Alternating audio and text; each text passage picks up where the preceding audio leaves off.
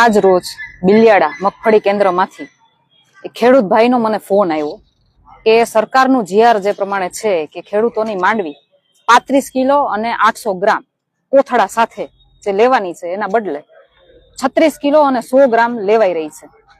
એટલે અમે લોકો એ કેન્દ્ર ઉપર ગયા, કારણ કે આવી રીતે અમને આખા ગોંડલ તાલુકામાંથી ઘણી જગ્યાએથી ફોન આવે છે અને જેટલા પણ કેન્દ્ર છે એમાં ઘણી જગ્યાએ અમે ગયા. કોલીથડ ગયા છીએ, કાલે તાલુકા સંઘે ગયા હતા, આજે બિલિયાડાની અમને ઘટના મળી.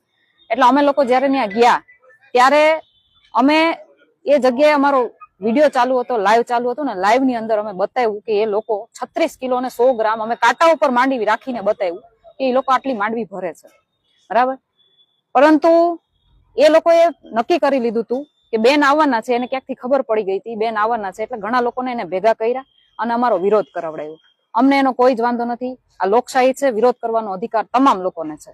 પરંતુ હું મારા ખેડૂત ભાઈઓને, ભોળા ભાઈઓને એટલું કહેવા માંગુ છું કે 35 કિલો ને 800 ગ્રામ માંડવી લેવાની છે, એના બદલે એ લોકો 36 કિલો, 100 ગ્રામ, 200 ગ્રામ, એટલે તમારી કોથળે 400 ગ્રામ માંડવી, 300 થી 400 ગ્રામ માંડવી કાઢી લે છે. એક ખેડૂતની 28 થી 30 કિલો માંડવી નીકળી જાય છે.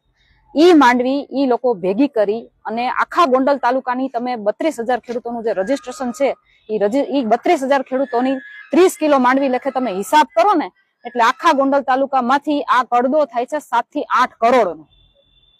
7 થી 8 કરોડ રૂપિયા તમારી મહેનતના આ લોકો લઈ જાય છે. આ વસ્તુ મેં ન્યા જઈને સાબિત કરી. 36 કિલો 100 ગ્રામ તમામ મથકે જ્યાંથી અમને ફોન આવ્યા ને જ્યાં અમે ગયા ને તમામ મથક ઉપર 36 કિલો અને 100 ગ્રામ માંડવી લેવાય છે. આ વસ્તુ અમે જયારે સાબિત કરીએ છીએ ને ત્યારે ઈ લોકો ત્યાં ખેડૂતોને દબાવે છે કે જો તમે વિરોધ કર્યો તો તમારી મગફળી અમે રિજેક્ટ કરશું. આવી રીતે દબાવી અને ખેડૂતોને બિચારાઓને કહેવાય ને કે એને દબાણમાં રાખી, એને બાનમાં રાખી અને પોતાનું કૌભાંડ આચરે છે, પોતાનો કડદો આચરે છે.